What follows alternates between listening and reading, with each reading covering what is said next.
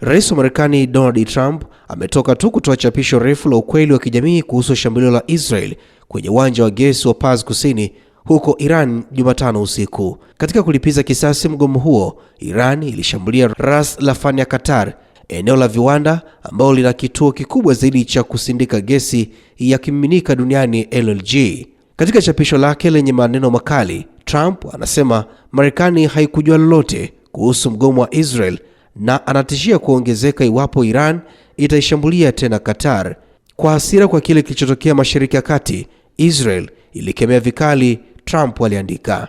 Anaendelea kusema Marekani haikujua lolote kuhusu shambulio hili mahususi na nchi ya Qatar haikuhusika kwa njia yoyote, sura au umbo, wala haikuwa na wazo lolote kwamba ingetokea. Lakini Iran haikujua hili, Trump anaandika, na kwamba mashambulizi yake ya kulipiza kisasi kwa Ras Laffan ya Qatar yalifanywa bila halali na isivyo haki. Trump anaandika katika miji mikuu kwamba Israel haitashambulia tena uwanja wa gesi wa Paz Kusini wa Iran, isipokuwa Iran itaamua bila busara kushambulia taifa lingine lisilo na hatia ambalo katikati kesi hii ilikuwa Qatar.